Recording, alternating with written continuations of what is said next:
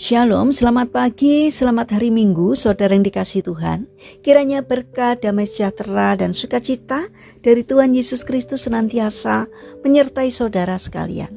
Sebelum kita mendengarkan firman Tuhan dan renungan, mari kita berdoa.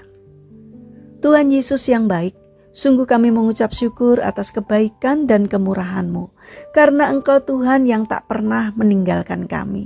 Sehingga pada pagi hari ini, kami dalam keadaan baik. Urapilah kami jika sebentar lagi kami akan mendengarkan firman-Mu. Berkatilah supaya kami dapat mengerti dan memahami apa yang Tuhan sampaikan kepada kami. Terima kasih Tuhan. Di dalam nama Tuhan Yesus Kristus kami berdoa. Amin. Saudara yang dikasihi Tuhan, tema renungan pada pagi hari ini adalah mengubah cara pandang.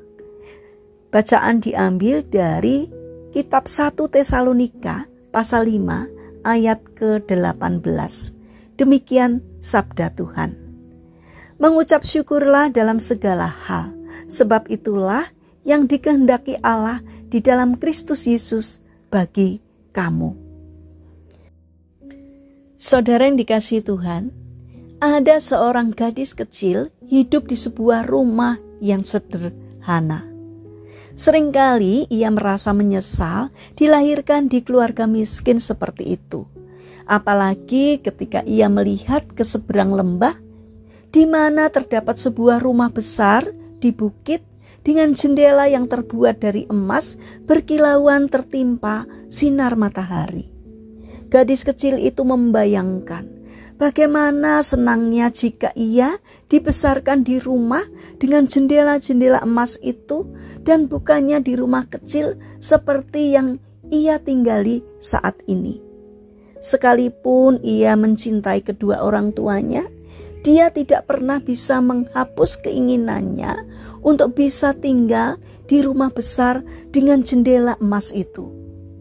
Mimpi itu terus ia simpan hingga ia bertumbuh menjadi besar.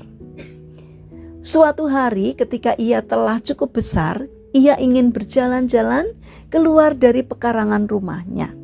Ia meminta izin pada ibunya untuk bisa bersepeda di luar pagar rumahnya dan turun menuju lembah. Akhirnya gadis itu diizinkan asalkan tidak pergi terlalu jauh dari rumah. Hari itu adalah hari yang cerah dan indah. Ia tahu pasti kemana tujuannya. Ia mengarahkan pandangannya ke rumah besar dengan jendela-jendela emas itu. Namun setelah bersepeda cukup jauh dan menaiki bukit menuju rumah berjendela emas itu berada, ia sangat kecewa.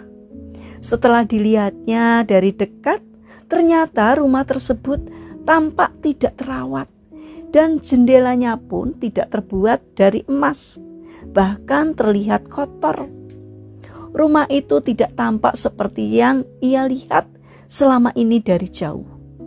Hanya sebuah rumah yang tidak berpenghuni dan tidak terawat. Dengan sedih akhirnya ia memutuskan untuk pulang. Ia memutar sepedanya dan beranjak untuk kembali ke rumahnya. Saat ia mengangkat wajahnya, tiba-tiba ia dikejutkan oleh pemandangan di depan matanya. Dari sisi bukit di mana ia berada saat itu, ia bisa melihat rumah mungilnya dan jendela di mana ia biasa merenung, terlihat berkilau bagai emas ditimpa sinar matahari sore. Gadis itu akhirnya sadar bahwa selama ini ia hidup di sebuah rumah dengan jendela emas seperti yang diimpikannya selama ini. Rumah itu penuh dengan kehangatan dan cinta dari orang tuanya. Semua yang diimpikan sebenarnya ada di dekatnya, namun karena ia terfokus pada rumah lain, ia tidak pernah bisa melihatnya. Saudara yang dikasihi Tuhan, apapun yang dialami oleh gadis kecil dalam cerita ini, seringkali kita alami. Kita sering memandang rumput orang lain lebih hijau daripada rumput di halaman rumah kita sendiri. Hasilnya, kita tidak bisa mensyukuri apa yang kita miliki. Jadi mulai saat ini, mari kita ubah cara kita memandang. Lihatlah bahwa setiap anugerah Tuhan dalam hidup kita adalah sesuatu yang berharga. Oleh karena itu, temukanlah jendela emas di rumah kita sendiri. Saudara yang terkasih, mari kita bangun hati yang selalu bisa bersyukur, karena banyak hal yang bisa kita syukuri dalam hidup ini.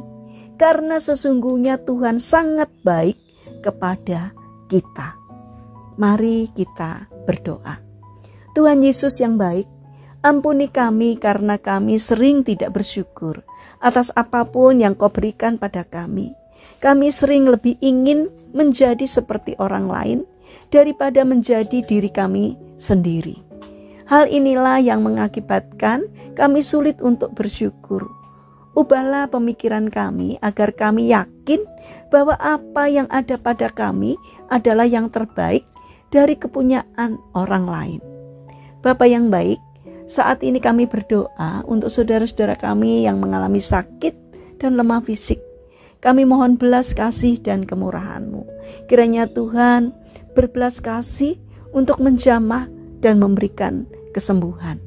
Kami juga mendoakan bagi mereka yang mengalami permasalahan dan kesulitan hidup. Kiranya Tuhan hadir untuk menolong mereka.